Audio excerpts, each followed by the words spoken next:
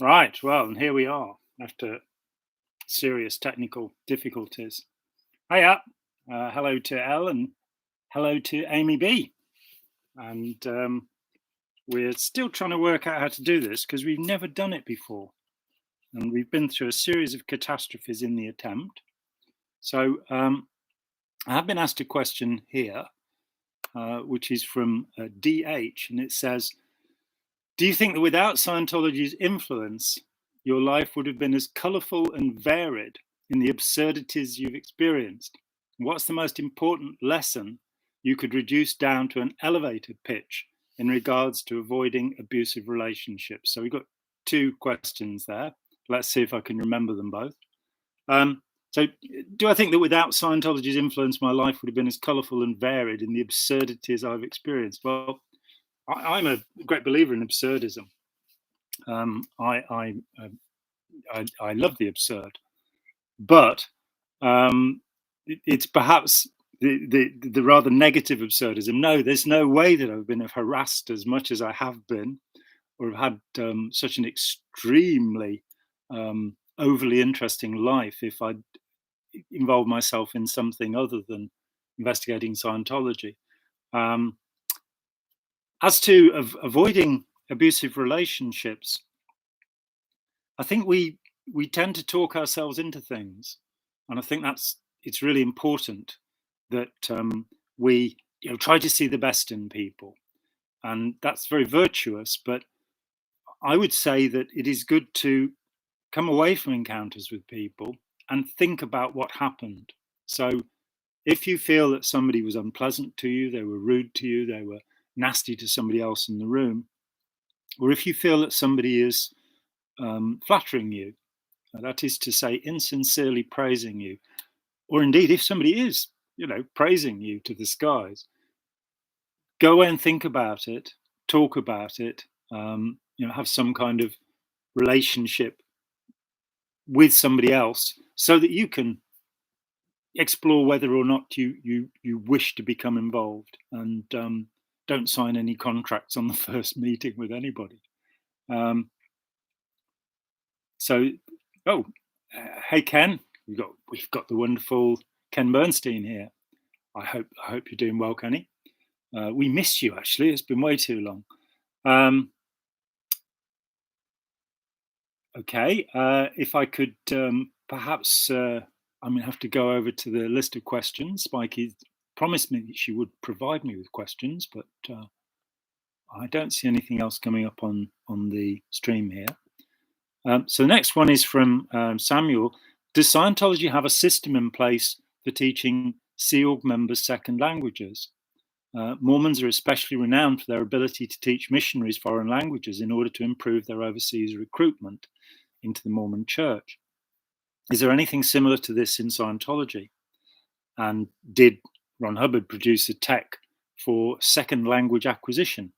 No, I don't know of anything that's about teaching second languages, and it's fascinating that the Mormons, the Latter-day Saints, should do this. I know from my friend Frances Peters that the Jehovah's Witnesses have similar programs in place, and she and her husband Martin both learned Turkish so that they could talk to Turkish immigrants coming into Holland, and teach them about this. I'm hoping that nobody from Scientology is watching this, because they're going to be, oh yeah, what a really good idea.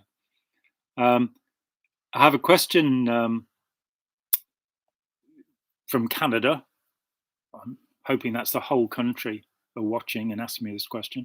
Watching your Getting Clear conference in Toronto a few years back, have you been in touch with Jerry Armstrong or Jesse Prince? Are they up to no good? That was in June 2015, and it was an incredible peak experience that week. My friend, Professor Alexander Dworkin, said afterwards that he'd attended more than 150 conferences and actually organized 50 of them, and it was the best conference he'd ever been to. And that's probably because at most conferences, politicians come on and read from the telephone book, or it certainly seems that way when you see them talk. I don't remember. I haven't been in touch with either Jerry or Jesse. Jerry's a dear friend going back to our first meeting in July 1984, when we were both working on what's come to be known as the Leahy case, which was the first court case I worked on. And I think I was in the room when he received a phone call telling him that Judge Breckenridge had ruled in his favour in the first of the many Armstrong cases. But no, we've not really been in touch. I've been sort of trying to largely avoid Scientology as a topic and not managing very well. I'm not doing any more research, but I am, of course, talking with Jeffrey Augustine and with Karen de la Carrière, because, who could resist talking to them? They know so much. Jesse, I thought the presentations he gave at Toronto were just wonderful. They were hilarious, but also contained very deep content. What he had to say about Ron Hubbard claiming to be Lucifer and the Antichrist was really quite something. But so they must be up to no good. I'm afraid that's it. And if anybody's in touch with them, please tell them to stop it and get in touch with me and tell me that they're doing well, as I hope they are. Have something from DA. I'm wondering if you have a prognostication, don't hear that word often, about the possible results of the Church of Jesus Christ, formerly known as Mormons, suspending all gatherings worldwide for an indefinite length of time due to the coronavirus outbreak. It seems to me that once the members experience how life goes pleasantly on without meetings, many of them will not go back when the regimen starts up again. Do you think that I have grounds for such optimism? I do. It is interesting how much routines stick us to something. One of my favorite people, a guy called Danny Fumagalli, who I sadly have not seen for more than 20 years, because he became disinterested, I think, in the whole ex-Scientology thing, and I can understand that. And then I wasn't involved with it for a long time. But Danny grew up in Scientology. He grew up with his mother because his father didn't want to be involved in Scientology, if I've remembered properly. And so he joined the Commodore's Messenger organization, and his life was in Scientology. But because he was a Swiss citizen, he actually had to leave the UK to go and get a visa. And he spent, I think it was 2 weeks on his own, and he'd never been away from Scientology. And in that time, and he's an incredibly smart human being, really smart guy. 2 weeks on his own, he worked it out. So hopefully a lot of people in all sorts of authoritarian cults all over the world, because they cannot be in contact, will be able to move away and get out of the rituals, the routines, the habit patterns that have been established. Let's hope so. And hopefully we'll find out something about that in the next year as restrictions are lifted.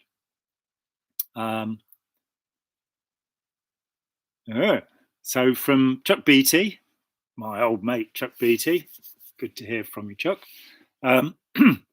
John, have you interviewed any of the Scientologists who went to the Apollo of the in the early 1970s, I presume, who were case supervised by Ron Hubbard on their L rundowns? Whoa, there's complexity for you. Case supervised in Scientology auditing or counseling sessions. Everything is written down, and in fact these days it's filmed, just to make sure you don't leave. And then a case supervisor will go over that and schedule the next procedure to be used. So when the L's in the early 1970s aboard his flagship Apollo, the former cattle ferry, the Royal Scotsman, Ron Hubbard devised these really rather crazy procedures. I don't want to sound insulting, but I am. And he personally trained 5 people, among them Otto Roos, who I did interview at great length. We had about 3 days of interviews back in, I think it was 84, but we met frequently over the next 10 years and talked. So he was one of the 5 who were trained. I think there have been 50 in all, so another 45 beyond that. And only 8 were trained to the level where they could case supervise these particular procedures, list 10, list 11, and list 12. And Hubbard tantalizingly said that these lists came from OT 23. They came from a level 15 levels above the highest current level of Scientology, which leads off into a meander that David Miscavige paid out $11 million to a private investigation firm to follow a man called Pat Broker for 24 years. And I'm convinced when he seized power from Pat Broker around about 1987, he had all of Broker's filing cabinets taken. And I think that Miscavige was looking for these 15 levels that Hubbard had claimed existed back in the early 70s, from which this super technology of the lists had come. The lists are incredibly expensive. They, 12 and a half hours, 25-hour batches of them. You get into the tens of thousands of dollars. Karen de la Carrière, who's I talk with about once a month, was one of only 8 people trained to case supervise the lists. And she is absolutely convinced that they don't really have any great use. It's all part of a kind of Wizard of Oz regimen. I think it's worth saying that I interviewed Jay Hurwitz, who I think was supervised by Hubbard, and all I know from his experience on the list processes was that he fell in love with his wife Pamela while they were both taking these things on the ship, and Jay was the first course supervisor for the Flag Executive Briefing course. So I mean, he felt that he'd achieved some kind of telepathic power at that time. I've been out of touch with Jay for decades, and last year had brief contact with him, and he no longer believes that Scientology has any virtue. I've got one here from Alan Flynn, and the reference is to relaxation rather than mindfulness, a video that I did. I'm pretty well known for being highly critical of mindfulness, because I think it is practiced without a proper understanding of the effects of meditation. And that is something that many Buddhist teachers do understand, many Hindu teachers do understand what meditation forms will do. Indeed, you'll find it among the Sufis, you'll find it among Christian quietists. And one of the effects of mindfulness, of meditation, is psychotic episodes. And I have read accounts by people who had no psychiatric problems whatsoever and had then done this. So I have been I think we should be a little cautious about mindfulness. He said, Alan Flynn says, I see you recommend a breathing exercise. What is it about this which sets it apart from meditation, mindfulness, and is devoid of the possible harmful effects of these practices? Well, it's because it is simply deep breathing, and you are not seeking to, for example, repeat a mantra, a phrase with the name of a demon or deity, as transcendental meditators do. So you're not using hypnotic repetition to induce an alternate state, an altered state rather, or a trance state, one could say. You can do this while watching the television if you want. You can do it. My preference would be while listening to some calming music. I use Renaissance polyphony. Recommend somebody like Nicholas Gomber or Palestrina, something nice and gentle, or Indian classical music. Shiv Kumar Sharma, Hariprasad Chaurasia, L. Shankar, his brother Dr. Subramaniam. That if you listen to this gentle music and you breathe deeply, you will just calm your system down somewhat. Meditations tend to fixate the attention, and they can lead to states of consciousness that are not, that make you more suggestible. You may feel euphoric, you may feel better, but in all hypnotic states, euphoria is the first way in. In Scientology, almost all procedures have very good indicators as their end, part of their end phenomena, meaning that you feel euphoric, you feel as if you're in a hypnoid state. So I think that the part of mindfulness that is, or meditation, that's most useful is slow, deep breathing, because I think physiologically that will lower, for example, the amount of cortisol, the hormone that you have to have it, but if you have too much of it, it makes you anxious. You'll relax your muscles a little bit. It'll let your mind settle down. I think meditational practices are often, they're overly focusing. I do believe in looking at things and in thinking about things, but and therefore being mindful, but not within the concept, the context of praising John Kabat-Zinn or going after anything there. So let's go over to here. I'm having to read from this list. Got lots of things. What have we got in this over here? Let me just have a quick look-see. Thankfully, Spike is diligently responding. There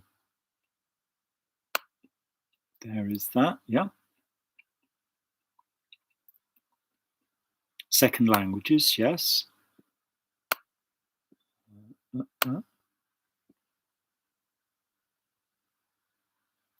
Yes, from Amy B. I've been asked if I ever tried to record a video with Aaron Smith-Levin. I've not approached him. He's not approached me. I would be very happy to talk with him. If anybody would like to suggest that to him. Amy B, quick version. Are there practices such as bull baiting that don't sell well to non-US cultures? Are there countries Scientology isn't interested in due to cultural differences, racism or other? That is a very good question that I would imagine that bull baiting would be offensive to most cultures. My dear friend Rex Basterfield, who helps us maintain this YouTube channel, we met back in 1975, and he for just shy of a year was involved with Scientology, and then off he went, and he came and found me decades later, and we've become very good friends since. But he did bull baiting, and he had problems with anxiety, and he found that he could switch off this feeling. And the problem was, when I met him decades later, it had switched off most of his feelings, that he learned how to screen himself off from the world. So I think bull baiting, I know bull baiting can be quite dangerous.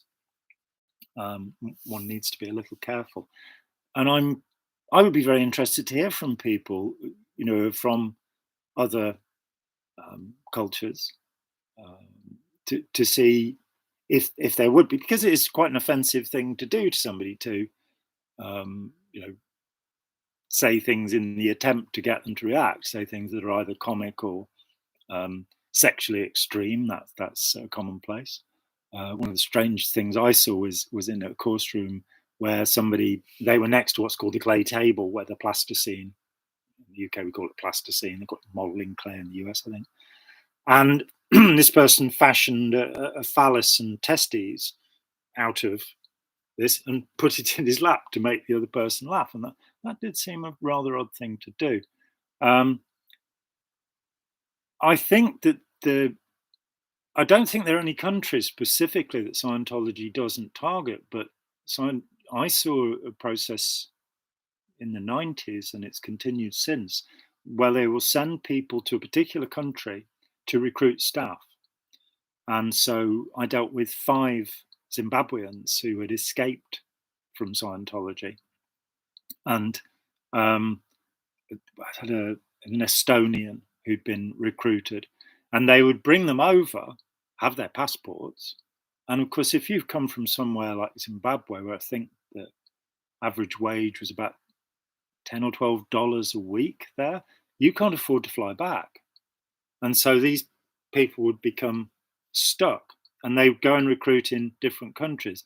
And a guy who had been recruited in Ethiopia and told that he'd be going through a religious training, he believed that he was going to a Christian church and he would receive a training in theology, and he was trapped for 18 months before he could get out.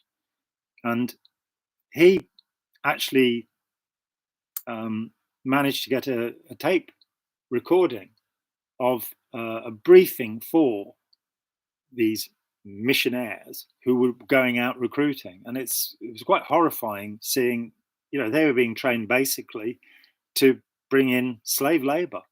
It's human trafficking as far as I'm concerned. So they will go to a country to extract people, or they will go to a country because there are rich people there from whom they can extract money. The interest, that's about as far as it goes. Let me see if we can get the scroll button to work. I'm sure I can do it. I've been working with computers for so many years. It's not working though. Please, can this OT3 quote be sourced? The one you mentioned a couple of questions ago. That's insane. 1974. The copy of The Bridge to Total Freedom included the claim that L10, 11, and 12 were taken. At OT8, it says there are 15 levels above OT8. And at that time, OT8, and you can find this in earlier editions up to 1974 of the book Scientology 0.8, that where the states attained while doing Scientology are listed, and it includes a definition of OT8, which says that you will be at cause over both physical and mental matter, energy, space, and time. That's where the claims were made. Those claims are all withdrawn because it was realized that I believe it was realized they could be sued for making such extraordinary claims. And so where there were these precise definitions of every OT level of these wonderful abilities you were going to attain. At OT7, you'd be able to operate freely exterior from your body, and then they were all taken away, and it would be you would gain what you gained by doing that level would be as much as you'd get.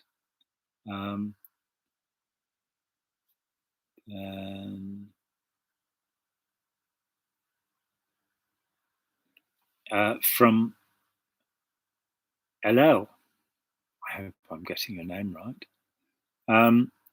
Is St. Helmana still a major hub for Scientology? Has membership in England reduced significantly since you were a member? I don't think membership has ever been significant in the United Kingdom. Because we have a national census every 10 years. The census for 2011 reported that there were 2,000 people who claimed to be Scientologists in the United Kingdom. Jedi by then had reduced to only just over 100,000. They peaked in 2001 at about 300,000. And accepting that if you were in a household with a Scientologist and they might divorce you if you didn't say that that was your belief, 2,000 will be an overestimate. So there were less than 2,000 at that time. Friends of mine have said that the car park, a parking lot at St. Hill, is all but deserted most of the time. So I think all around the world there's a tremendous decline in membership. I estimate that when I left, which was 1983, there were probably 40 or 50,000 members, half of whom left. And in the 1990s, largely, I think because of Jefferson Hawkins' campaign for Dianetics, the modern science of mental health, that was so successful that membership maybe rose to 100,000. But I have internal membership documents from the 1980s that show paid membership of the International Association of Scientologists at 25,000. And I would imagine that it's probably diminished below that. It seems to keep going because there are so many rich people who come 2 o'clock on a Thursday when the week ends in Scientology. Hubbard redefined the week, the financial weekends, that a lot of millionaires are willing, or billionaires are willing, to put some more money in. But I think the whole endeavor is failing. And because David Miscavige for years has decided that property is the safe investment, money has been poured into buying properties. And to believe that the property market is stable is not to have learned the lessons of history, as Santayana would have put it, that every 20 or 30 years there's a collapse. So when the next property bust comes, it'll be interesting to see what's left of Scientology. Let me see if we can make the scroll button work. Doesn't seem to want to.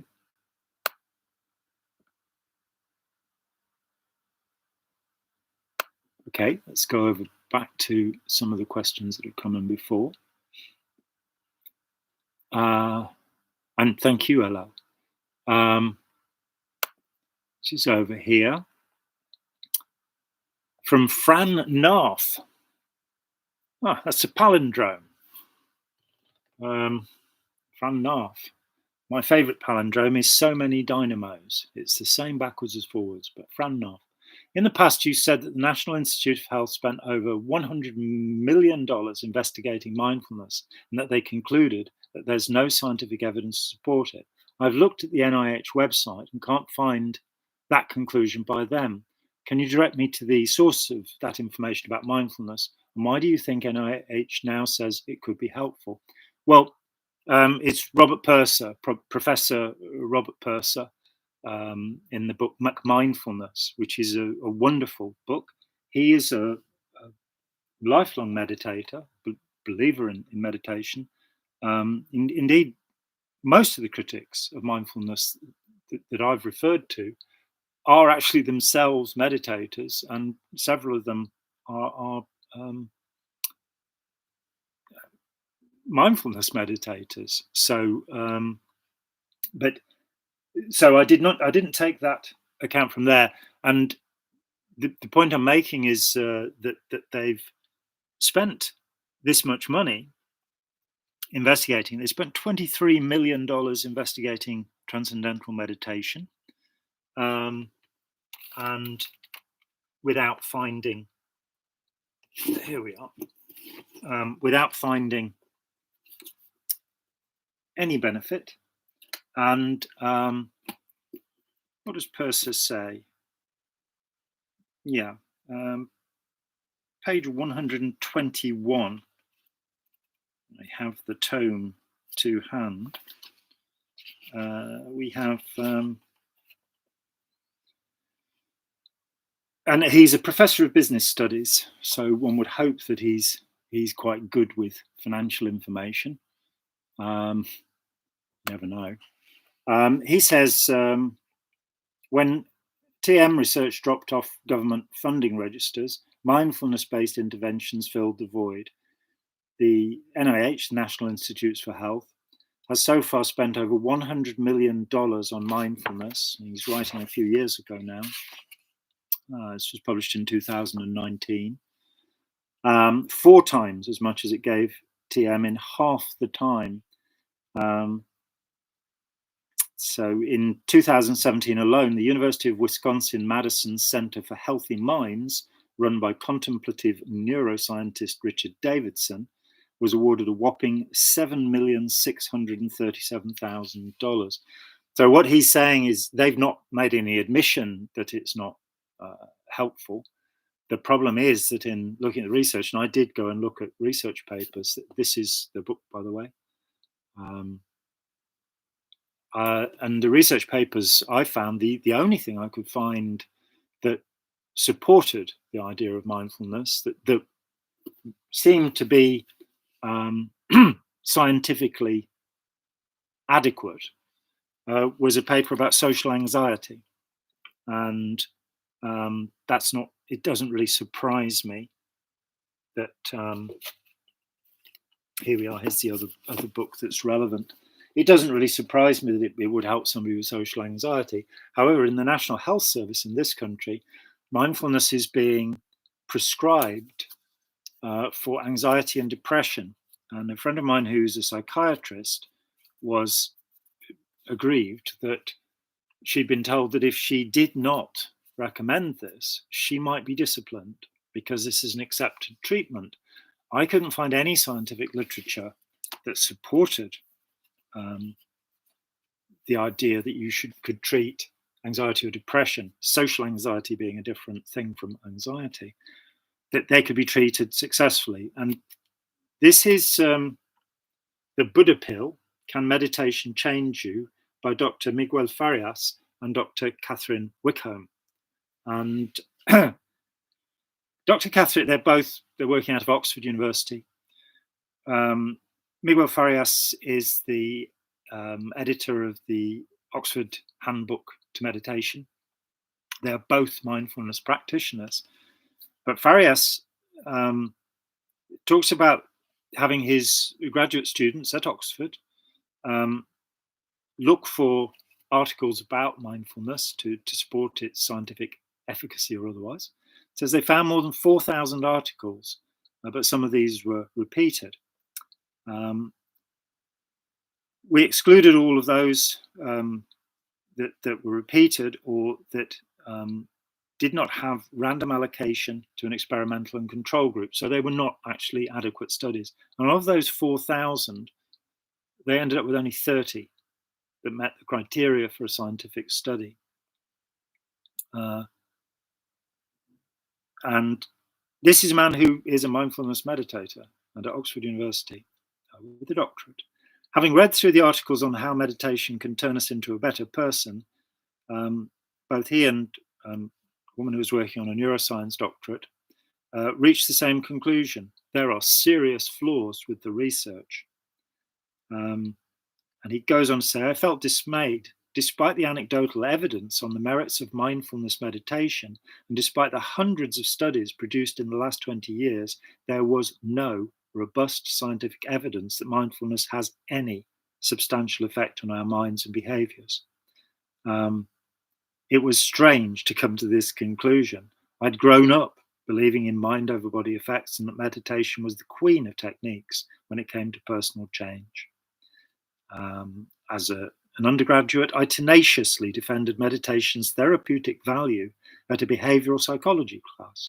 With hindsight, I now acknowledge that old-fashioned behavioral strategies can do wonders.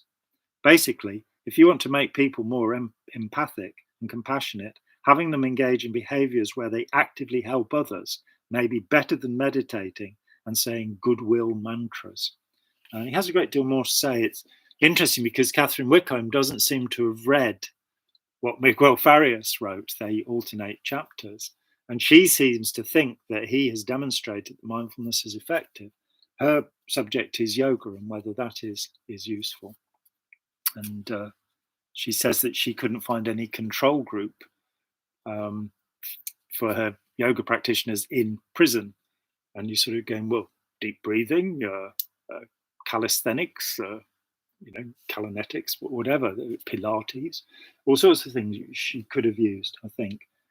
So it's one of those situations where people want to believe something, and we're all prone to that. I'm very prone to that. I recently read an excellent book called Ghost Hunters, which was about William James, the great psychologist, and various other people who in the 19th century founded the societies for psychical research in both the UK and the US. And I found that, some of the material that was being presented was fascinating. And I don't really believe in things. I can't necessarily be bothered to disbelieve in them either. But I found that some of the information that had been collected was giving me cognitive dissonance because it seemed to prove something about an afterlife. And I had to stop myself and say, I tell people that I'm scientific in my attitudes, or seek to be, and I seek to teach that, being skeptical about things. And here am I going, yeah, but I have this entrenched belief that this is not so.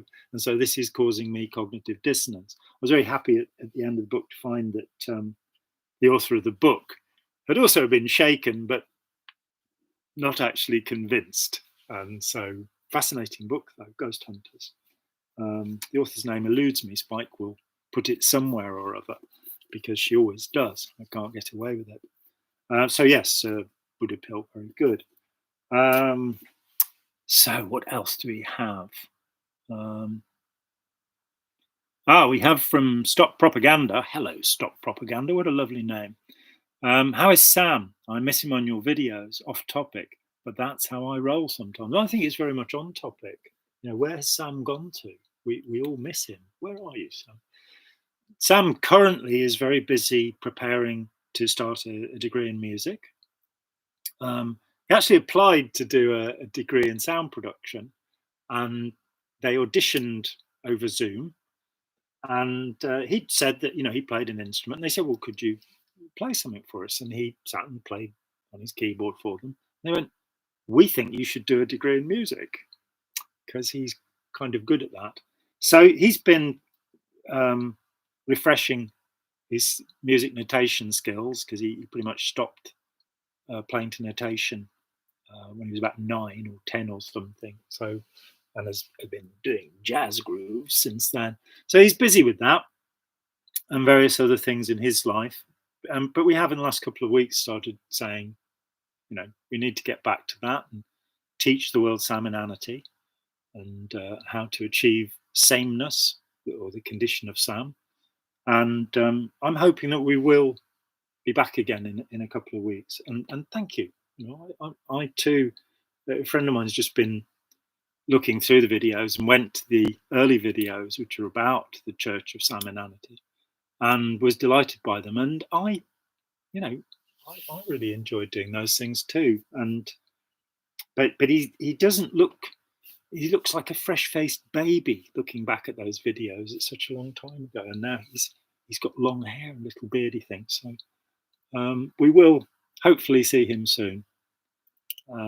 So that is how you roll.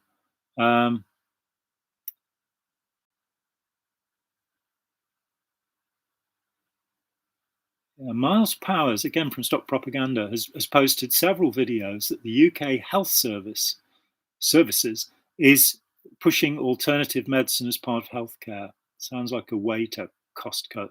Yeah, we had a homeopathy was being advocated about 20 years ago, and I'll have every sympathy for people who wish to use this as a treatment. I do not find the evidence, or the studies on animals, which are often put forward, credible.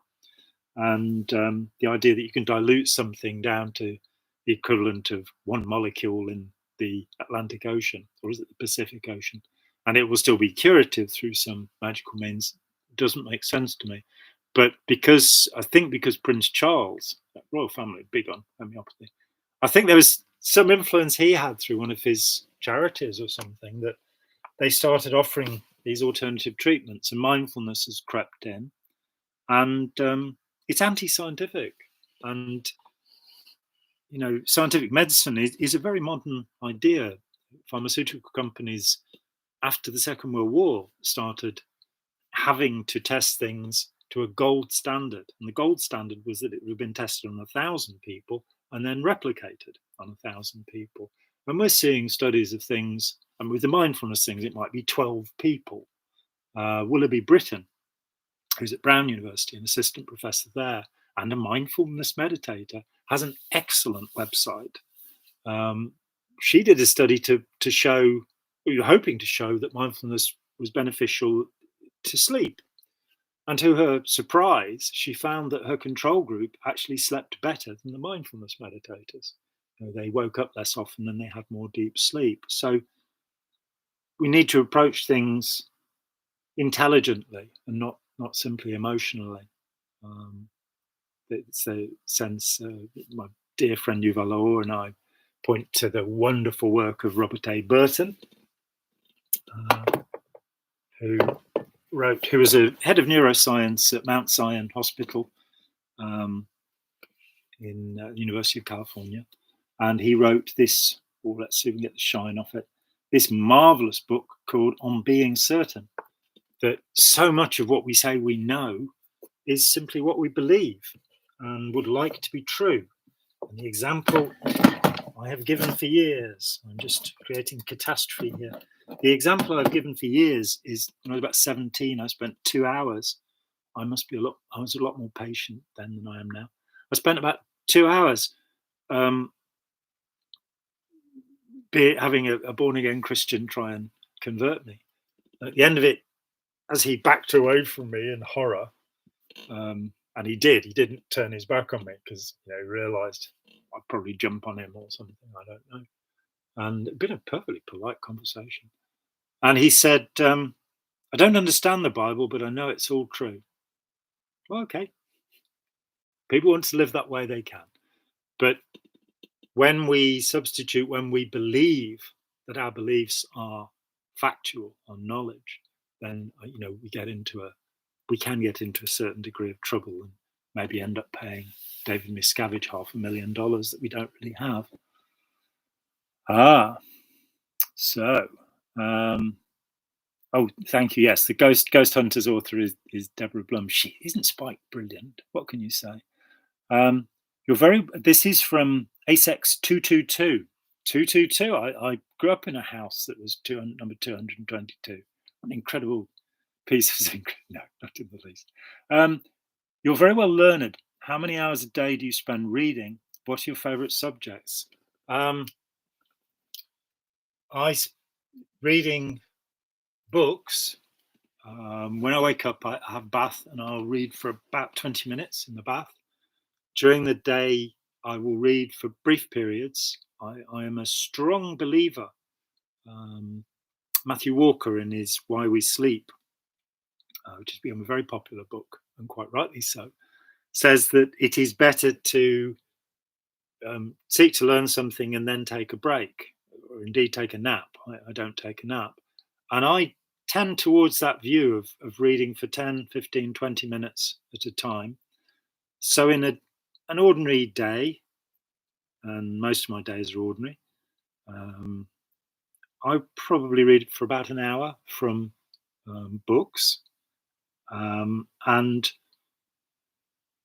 it varies. If I'm researching something to write about it, I might spend 6 or 7 hours with books and on the dreaded internet, chasing ideas around. Also, I read friends' work, edit and proofread friends' work, so that can keep me quite busy. My favorite reading, what a great question. Salman Rushdie said that novelists are magpies, and among my other failings in life, I'm a novelist. I've published 2 novels. I have 2 more ready for publication, and there are 5 others that will probably, if we're lucky, not see the light of day. But I have a novelist's mind, which is to say that rather than having a deep and profound understanding of things, apart from Scientology, which I suppose I do understand, I tend to flit about. So my core subject is actually art history. That's the subject I've studied. If you want to sit and talk with me about Rembrandt or Monet or Velázquez, then I'd be delighted to do that. And as a student, I had a couple of years in college while I was meant to be doing Scientology, was skiving off in playing hooky in art college and reading what artists had said. So I read most of Gauguin's, I read Noah, the journals, the Cahiers pour Aline, and found that what was said about him was generally not true. That was very interesting. So I like to read that. I read poetry. The moment my fiance pointed me towards Seamus Heaney, and I'd read the Croppies, which people tend to have read, and I absolutely fell in love with Seamus Heaney, and so And I will return to T.S. Eliot and Dylan Thomas and Wilfred Owen, who were great influences on me as a teenager. I like to read history, and I've read a lot of history of religion and a lot of Taoist, Zen Buddhist, as a younger man, Sufi texts. I mean, tens of things. I'm finding, useful little bits and pieces. I like to read biography. At the moment, I'm trying to get back to reading more fiction because I think there is, novelists are often. I think it was Somerset Maugham who said, if you want to know about psychology, read novels. And I think if you read, say, Dostoevsky, for example, you find out a great deal about human psychology. A couple of years ago, my friend Alexander Dworkin, who I mentioned before, who's a professor of medieval history, pointed out that Dostoevsky had written a novel called A Friend of the Family, which is not much read, and that it described a narcissistic cult leader very beautifully, and it does. Here it is, 100 years before. Well, it's not quite that long before, is it? Because Havelock Ellis first used the word narcissist in the 19th century, not long after. It's not the term that Dostoevsky used, but he gives such a description of this man who has taken this rich family over and got to be obedient. So I think you can learn a lot from it. But at the moment I'm trying to read A Tale of Two Cities by Charles Dickens. I read Great Expectations 7 years ago. It's the first time it's the only Dickens I've read. I know the BBC adaptations. And I was blown away by this man's mind. The prose, I think you think of Dickens as being really long-winded, and he's a guy who can take a whole page to write a sentence. But by the time he writes Great Expectations, his prose is so beautiful. And of course, in his own day, he was considered to be a popular writer. There was no great critical acclaim for him. Now we regard him as one of the greats. I think the same thing will happen for John le Carré. And I think I've read all but one of John le Carré's many novels and revisited them. So I'm deeply fascinated by the idea of a great story that gives you information about that terrible secret world of espionage, the worst of all of the cults ever devised by man and the most destructive.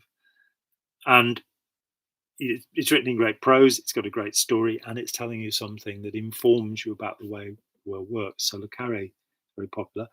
Right now, and I always have, it's just the way of it with me. I always have tens of books that are like, if I look around the room here, I can see a pile of probably 200 books around the floor and on the piano. And then that's without looking at the bookshelves. And I'm in process of reading those things. So at the moment, I'm reading The Dawn of Everything by David Graeber and David Wengrow. And it is wonderful. It's pulling apart this simplistic idea that we're all robots, we're all automata, that these modules formed in our brains when we were on the savannah. And so we're helpless, and there's this unconscious thing inside us that's making us do what we do, and we've got no control over it, which does seem to dominate the social sciences. And it's not true. It's evidently not true. And the idea that patriarchal capitalism is the pinnacle and the end of history, the point that we're going to arrive at. And so we've evolved to become this without understanding there have been many, many different forms of human society. And it isn't inevitable we end up here, or they challenge Yuval Harari's view that the Jared Diamond started this thing with the third chimpanzee, the idea of the bonobos. There are chimps. Chimps are really aggressive. Bonobos are really lascivious. So human beings have got, these are the characteristics of human beings. And it's like, well, that's kind of like saying that all the species of beetle are the same and they'll all behave the same way. And it's kind of forgetting that we can think, we have language, we are capable of penetrating ideas, and we have education and learning, we can change. So, and that would take me, say, to Eva Jablonka's work, Jablonka with a J, who was my friend Uval Orr's mentor, tutor through his master's and PhD degrees.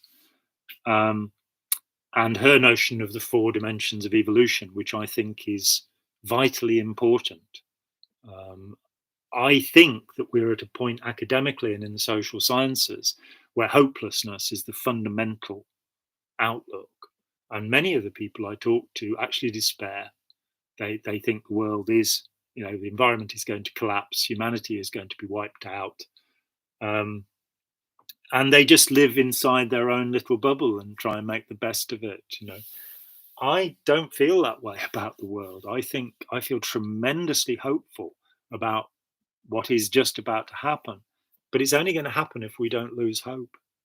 And I think it's too easy to lose hope, especially looking at, people, insane demagogues like Vladimir Putin, and the effect they can have on the world. It's an authoritarian cult. It's what's happening in Russia and the way that Russia is behaving. It's a truly dreadful thing.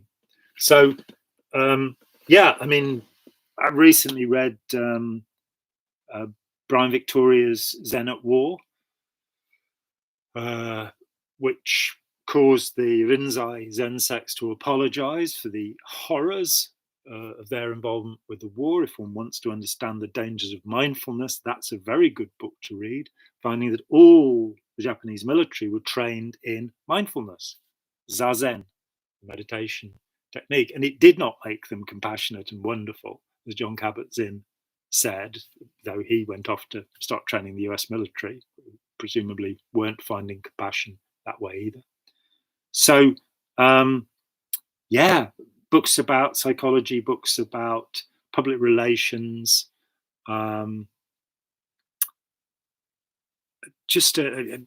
recently, because I wanted to have a conversation with my friend Eddie Stratton about the Holocaust, because he's an expert on that, incredibly widely read. So I read Shermer and Grobman's Denying History,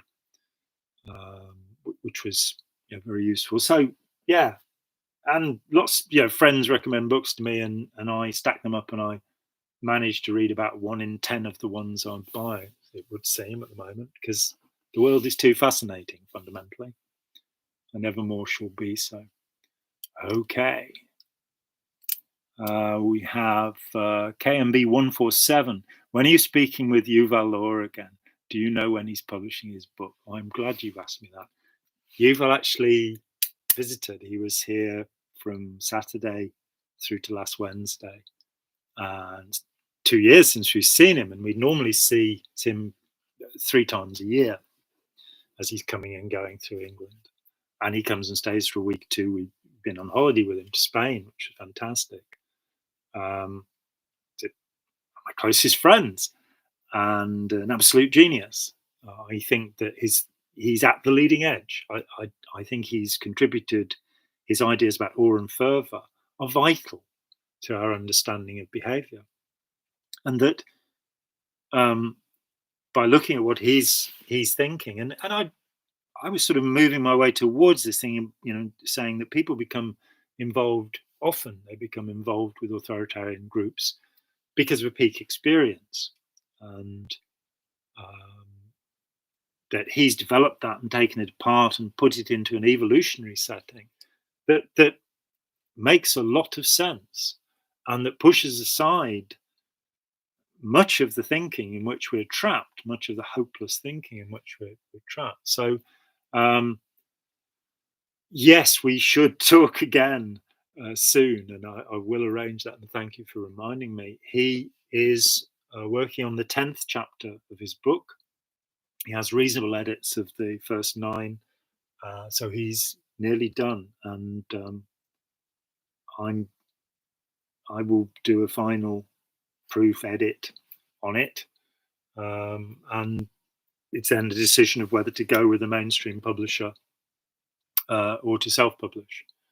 And I must say I'm incredibly disappointed with academic publishers. I've had 2 chapters that I've co-authored with Steve Hassan, and in the last couple of years, we've just had a book, Oxford University Press, come out, and the pay was nothing, except I'm told that I'll get a hardback copy of the book from the Oxford University Press. You sign away your royalties. With the book we did for Springer, Verlag, this Oxford University Press one is on lone actor terrorism.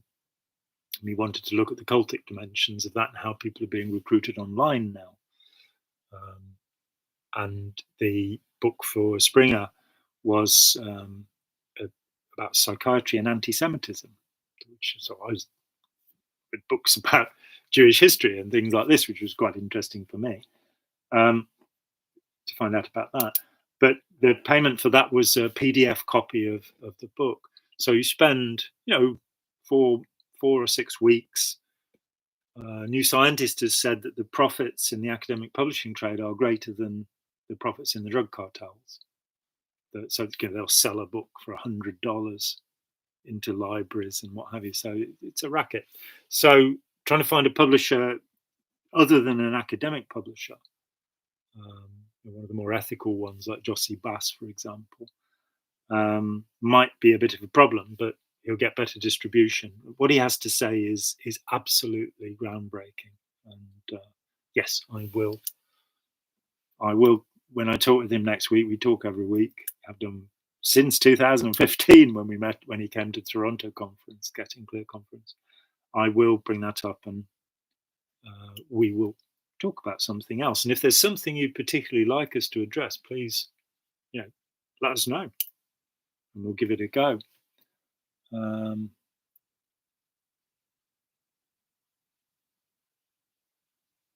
ASEX222, you really are paying attention. When's your book on the Nazi Theosophists coming out? How succinct Nazi Theosophists put into one. It's so true, actually, as well. Though, of course, the original Theosophical Society believed itself to be socialist as opposed to National Socialist. But yeah, the Aryan race theory came out. I wrote a proposal for a book, and it just was too much work. I really want to relax a little bit. I'm retired now, as of June last year.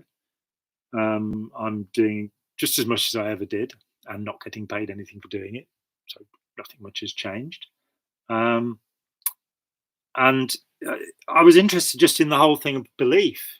And, the phrase that stimulated me was Voltaire.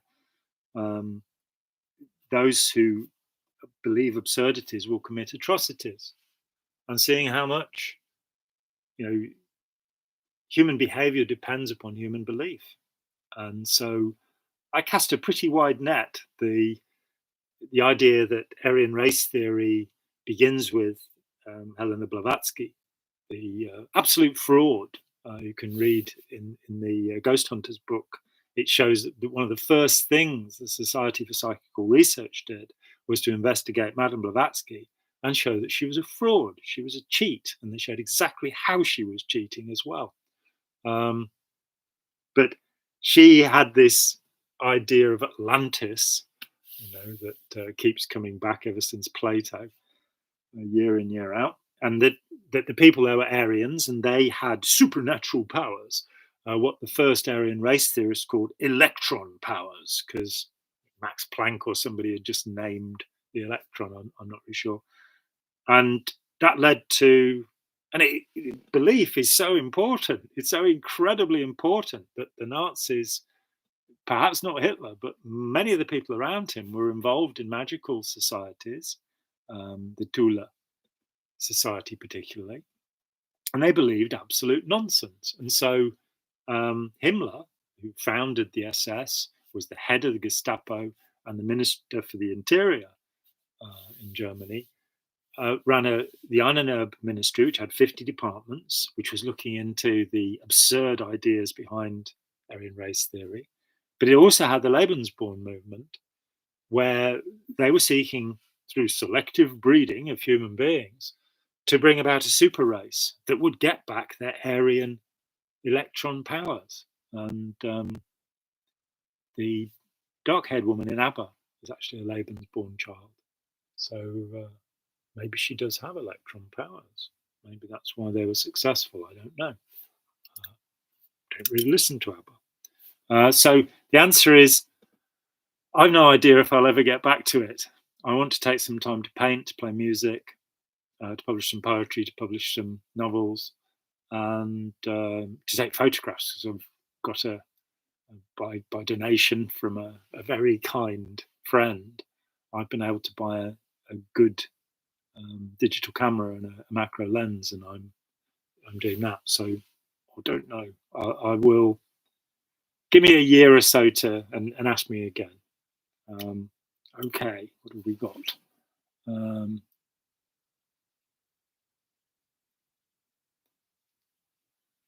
Uval, give hard times a go. It's a grad grind, but I learned a lot.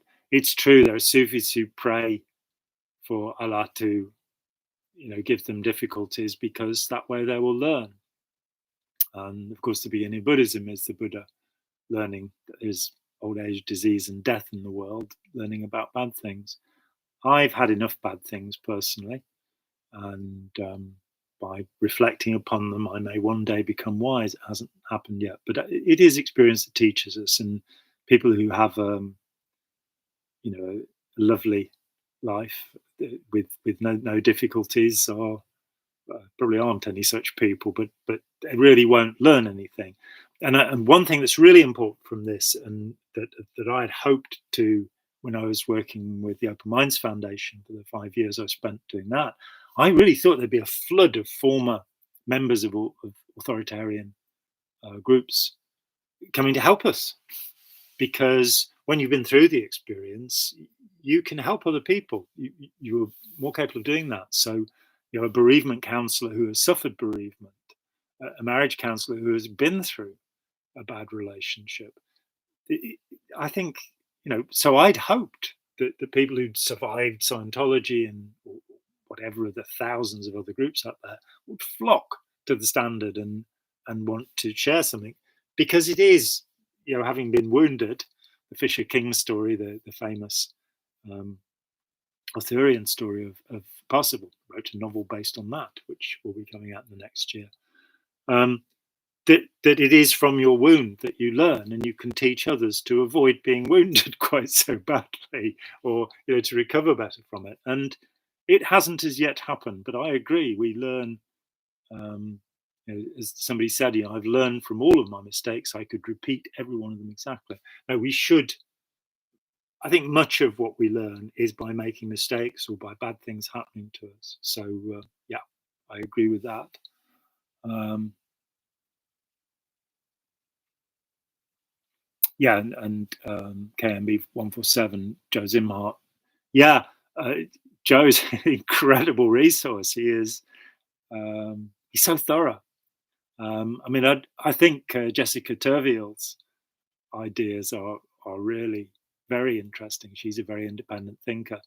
My friend Christian Churko, who I've talked with, has an incredible mind. Francis Peters, who I talked to, Richards, Joe Kelly, and Pat Ryan. These are people who have a real perception of the world and what happens in it, and it's a pleasure and a privilege to know these people and to have these conversations where we, are able to chew things over. And I really think that discussion is so important, and being able to talk with somebody. And this is a monologue and a rather one-sided conversation. I apologize for that, but that's the nature of the live stream. That discussion is where we hone our thoughts. that where people come to a conversation, they want to prove to us that what they believe is true, come what may. You're dealing with a cultish type of thinking, where people come to a conversation and have a delight in what happens during the conversation, that where both sides learn something, and understanding that the superior inferior idea of our education system, I'm the teacher, I know everything, you're the pupil, you know nothing, it's nonsense. We're part of a community of inquiry. Will Rogers said that he'd never met a man he didn't like. Well, I could have introduced him to some people he might not have liked, but I've never met a man or a woman or a child that couldn't teach me something. And so I think that's very important. And every now and then you meet people like Uval or Joe Zimhart, or my other guests, who really have something to say. Jeffrey Augustine, as his analysis of Scientology, Karen de la Carrière, these are fascinating minds that have developed in a different way to my own. But we've come to similar conclusions, and I think one of the essential ones is that we need to be compassionate. That not empathetic, not a knee-jerk reaction where we try and help people, which has been, I think, something of an error in my life. That I have done that. I've helped people who are extraordinarily ungrateful afterwards, or just not grateful, and put myself in the way of danger. But I've survived it somehow. That's empathy. That's the knee-jerk need to help people, to be friendly with people, and compassion, on the other hand, is where we think of, or can be where we think about what is the best thing to do, and seek to first do no harm, and beyond that, to ameliorate, to make the world a better place along the way. So yeah, Uval and Joe Zimhart, brilliant people.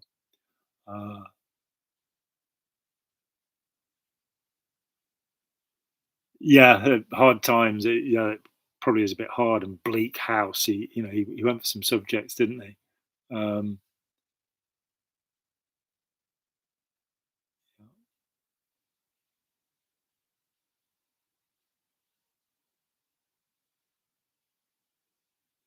So Spike is saying, is it possible that all mention of the post-OT8 levels was the broker's way of sticking it to Miscavige by making him look for things that don't exist?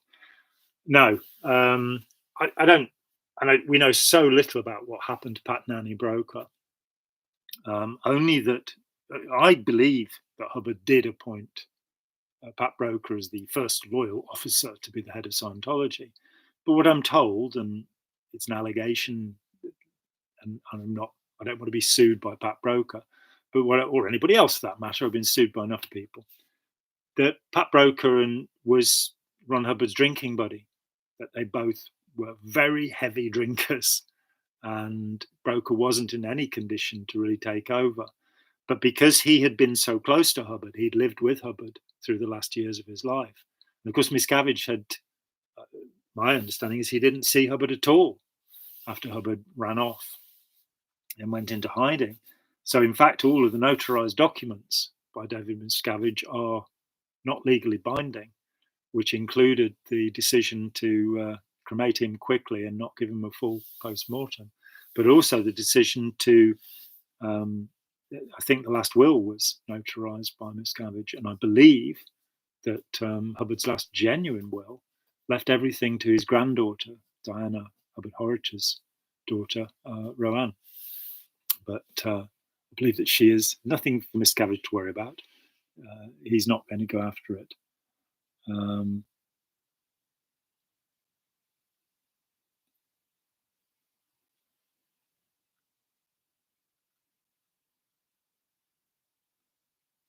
Okay, thank you.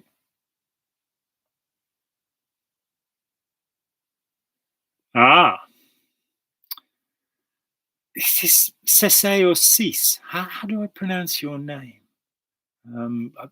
You've made many interesting comments over the weeks, and Yeah, you've mentioned a few times you're studying neurology. Can you say more about that? Well, I read books about neurology. It would be fanciful to say that I'm studying neurology. Um, it started in, I think it was 85, when my close friend then, Mitch Beattie, we shared a house together. Brilliant man. And he, one of the taboos in Scientology is the brain is an area you avoid altogether. It's just a lot of stuff. And indeed, Hubbard in the 50s would give lectures where he'd take a sheep's brain out and drop it for dramatic effect to say, do you think that's what you are? And yes, it is. But it's certainly a significant part of what I am. So Mitch read The Man Who Mistook His Wife for a Hat. It had just come out by the great Oliver Sacks, and passed it on to me. And that started a fascination with, to what extent can we understand consciousness by understanding the brain? And again, I am going to point to Robert A. Burton, former head of neurology at Mount Zion, University of California in San Francisco, I think it is. And here's another great book, Skeptic's Guide to the Mind. And he basically questions the confidence with which assertions are being made by many popular neurologists. And I think it's well worth looking at that. So a simple example would be, in the brain you have neurons and glial cells. And glial means glue. And the presumption has been in neurology that they're just doing, that's what, they stick everything together. We now know that during sleep there is activity in both the neurons and the glial cells. And Robert A. Burton, being an impish fellow and a novelist himself, and read one of his novels, it was very good, called Cellmates. That he says, well, maybe it's the glial cells that are doing the work. We don't really know. We don't have enough information. I had the incredible privilege of having dinner with Jay Singer, Professor Jay Singer, who was one of the people who developed magnetic resonance imaging back in the 50s, I think it was. And all of that, of what it is we can see and what we do know, fascinates me. But I think, say, Damasio's work, Ramachandran's work, Ledoux's work, but Joseph Ledoux, who's in a popular book about the brain, actually retreated from some of the pronouncements he'd made about the behavior of the amygdala, the almonds, to translate from the Latin. Gosh, it doesn't sound so fancy when you say the almonds in your brain. The idea that your emotions are in some way, essentially issue forth from these two little things that aren't nuts that are on the side of the limbus, the donut ring, the old brain. So Ledoux, who's one of the main experimenters in this field, said, I am no longer confident of my results. So it's an area of great fascination, but I do still tend towards the view that we have a mind, that the brain is a part of the mind. Of course, neurons down the spine and through the gut. People talk about the gut brain, which may have something to do with gut instincts, you never know. And that these are part of the mind, but the mind and the body, I don't separate those ideas, nor do I separate out any idea of the self or the spirit. To me, there's a continuum that is me, and it's unified, which is why I often now, I go into it in more detail in Opening Our Minds, the book, that I think the greatest mistake in religion and psychology is the idea of the inner enemy. And it's why we become manipulable. Somebody says, oh, you've got this id in you that's making you do things. You've got this unconscious mind. We do have unconscious processes, but I don't think there's someone in there who behind a screen is a reactive mind or anything, or body fate, as demons, any of this, who's issuing orders to us unconsciously. So Neurology is an aspect of that. All right, what else have we got?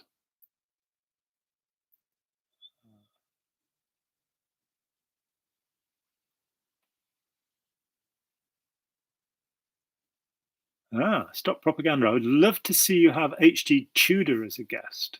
He is a self-proclaimed narcissist who just completed a 10-part look at Putin. And he concluded he is both a narcissist and a dangerous psychopath.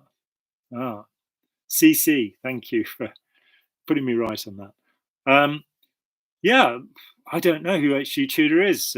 Write to him and see if he wants to talk to me.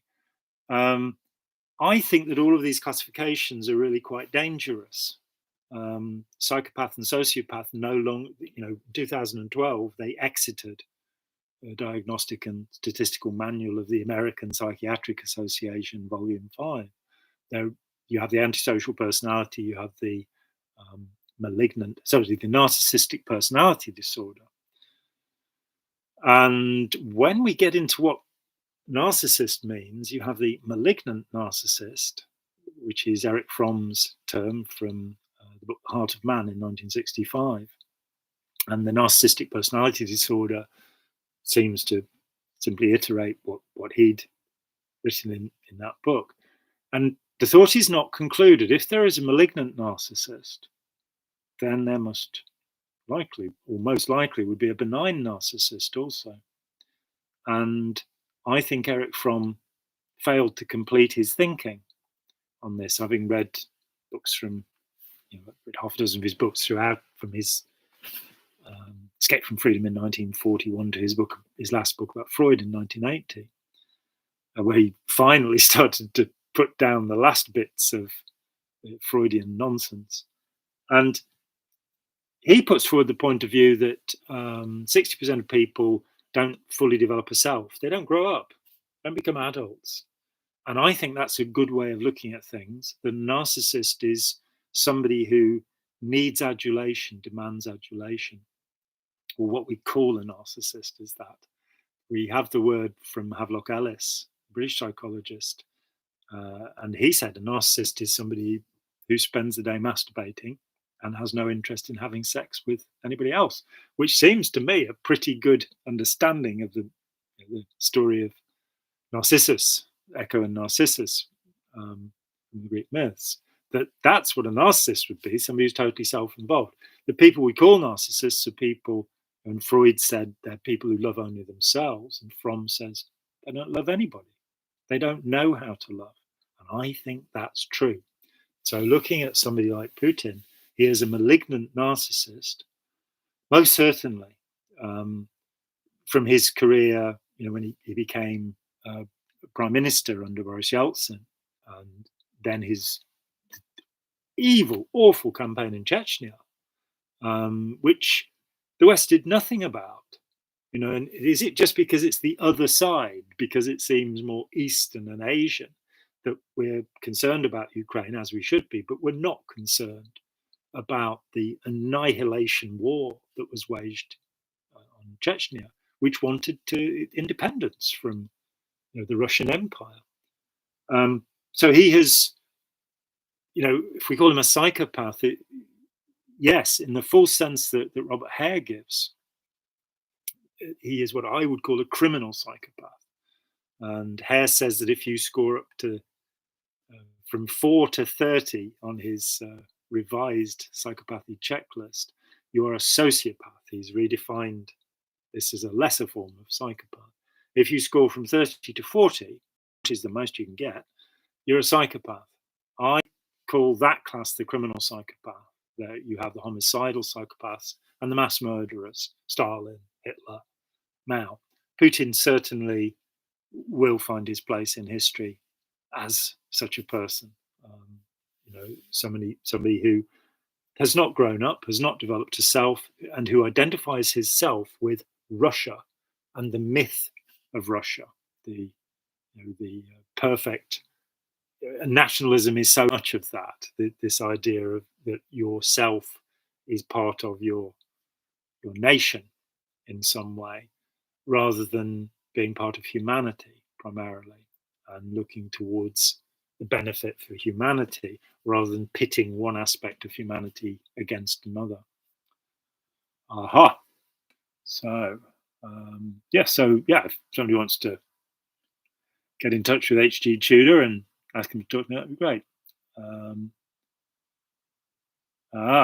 Somebody, Asex222, thinks H.G. Tudor is a fraud, not really a narcissist. Could well be. I like your response, stop propaganda. Could be. I'm not one, so I have to trust others. Exactly. KMB147, could you have Dave Troy as a guest to discuss interrelationship of cults and authoritarianism, e.g. Putin's agenda and support by or for him by QAnon? Both Hassan and Simhart have spoken with him. Yeah, Steve's a good friend. He knows Dave Troy well and has known him for some years. And Steve has looked pretty deeply into QAnon and talked with various people who at the leading edge of research into QAnon. And the project I had to write a book about belief, which would have gone into Aryan race theory and many other fascinating areas, actually started because Steve and I were going to write a book together. And Steve wanted to write about, having written about an excellent book, I think, that he and Misha, his wife, put together with Spike's help as well along the way. The Cult of Trump. Very, very good book. I read it and I kind of read it thinking, Steve's a really close friend of mine. I'd better read this book. And I found it's a page turner. I found myself fascinated by it. So, but he knows Dave Troy well. And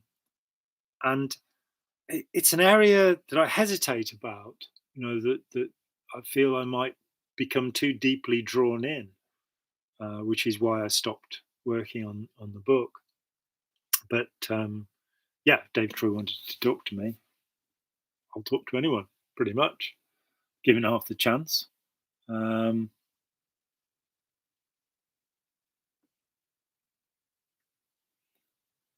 not quite following your comment here. Unless evidence suggests otherwise, I have no idea who that is, though. So I have missed something here. So something earlier on.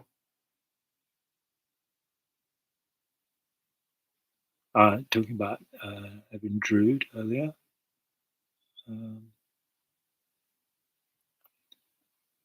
Well, thank you. Yes. So let me see if I've got anything else here. Well, I think we're coming towards the point where I ought to get something to eat, probably, so I don't become hangry with anybody.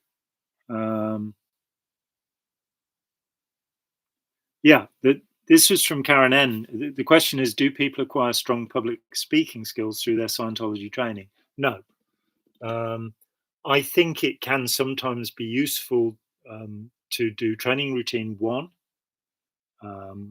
where you read bits from Alice in Wonderland, though they do cheat and use Alice through the looking glass sometimes, very bad. I certainly didn't develop any public speaking skills through Scientology. You can learn a clarity of enunciation if you don't have it by doing training routine 1 or something like it. I think just having somebody get you to read things out loud to them and tell you if your enunciation is clear would be good enough. I don't think you need that. I didn't learn anything by doing TR1. My enunciation was already pretty good, I think.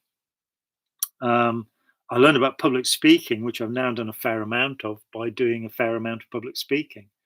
And it was only age 60 at Toronto in June 2015 that I really fell in love with this, going, being a preening narcissist. No, going on stage and talking with a room full of people. That it surprised me how much I enjoyed it, and that feeling. And it's something I had as a young man. I played a lot of gigs, more than 100 gigs, as a drummer, And there's a feeling you get in a room where sort of everybody's together with with the music that's playing, what have you, and being a person on the stage. I think the thing I particularly like, this week I had the great pleasure of going to see Stuart Lee, the brilliant Stuart Lee, for the second time, and I saw in him, as he was performing and berating the audience as he does, the delight that he was feeling at, the good feeling in the room. And so for me, public speaking came about that way, not in any way through Scientology. Okay, I have from Tim Greenglass. Are you aware of the artist witch Abramovich, whose career seems to hang upon her numerous staring sessions with the public? I wonder where she may have come up with this gimmick. Guess where? I haven't, but should bear in mind that the predatory stare is taught by the police and the military in various countries, and it's something that any look at a picture of Aleister Crowley shows you that this was something he'd understood too. Okay. All right, let's come back and see if we've got any more here. Where are we?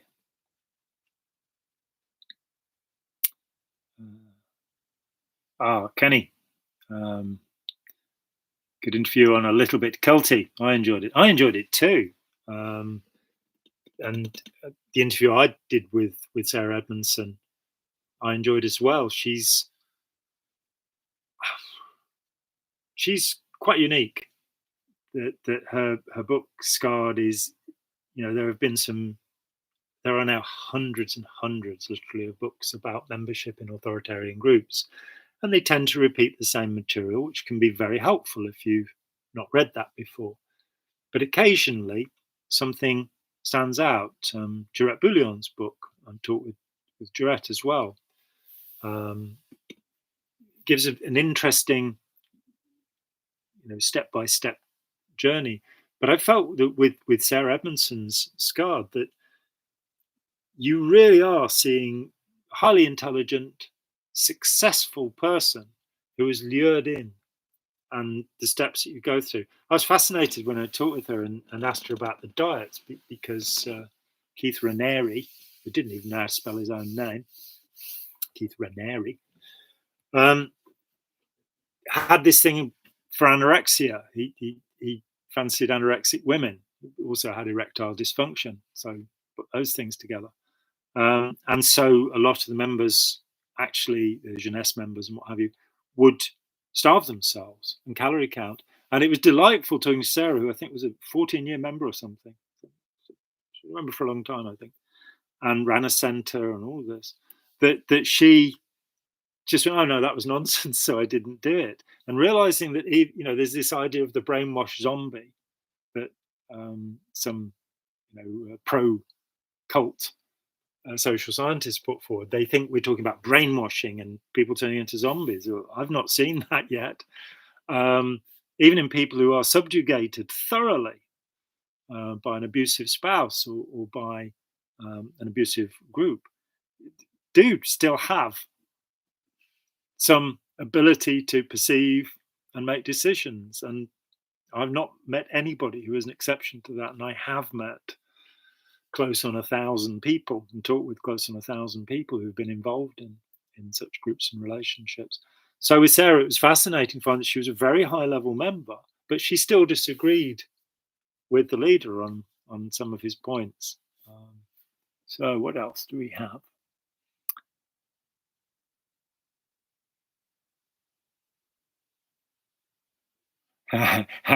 Stop propaganda. Has YouTube given you the rules to be monetized so we can give you tips and such during live chats? So spikes on that. I've recently been absolutely fascinated by the work of Jack Conte. My fiance introduced me to Pomplamoose, the band the duo that he's part of with his wife, Natalie Dawn. And I started watching these wonderful videos. I mean, the music's great, they're mashups of pop songs and what have you. But I probably wouldn't just listen to them, watching the videos they've made with them. They're works of art and beautifully performed. But I didn't realize until a year or so had gone by that Jack Conte was actually the CEO and founder of Patreon.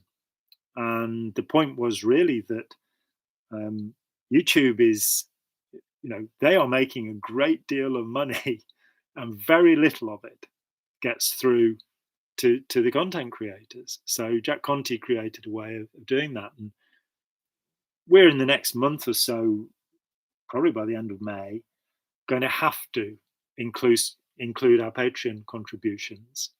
Otherwise, we're not going to be able to do this anymore. This is 3 years now. I've not received any money for the time I've put into this. Spike doesn't get anywhere near enough money to be able to focus fully and properly on the amount of editing that she does. And because she is so thorough and does such a great job, which I think everybody would admit who's looked at the channel, an hour of me talking about something or interviewing somebody, and I just walk away having done that, and I don't usually have to do very much preparation because I'm talking about things I'm interested in and have some information about, or I'm talking to very interesting people. But that 1 hour will be 5 to 10 hours of work for her in editing, because she takes the trouble to do it. So we'll have to raise money through Patreon. That's the way that it'll happen. And if you can increase your contribution, then that would be great. If you can ask other people to contribute $1, $10, $20 a month, then we'll keep on going. We'll keep on putting videos up. Otherwise, I'm going to be moving more towards stuff that probably music, working with my 2 sons, recording music and running a Patreon channel from that, which may be of no interest whatsoever to people who are curious about Ron Hubbard or things like that. But my inclination is going that way. We also, of course, have the Lyrical Wax channel, my fiance and I, which has been great, good fun. But we stopped recording anything ages ago. We will get back to it because, again, that's a passion for literature and poetry. But direct PayPal or that's great.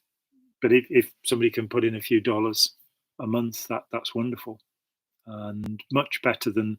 I don't mind having adverts for cult groups on my videos because that's the least likely place that they're going to get a return. So groups like Abundance, or ads for Deepak Chopra or Nigel Farage. Hopefully my audience will understand that these are not things worth bothering with. So the 8 cents per 1,000 views that we get from them is money badly spent by them. Lots of things from there. Oh, thank you, Stop Propaganda. We love money, and we treat it as a form of affection that's being showered upon us. Thank you so much. And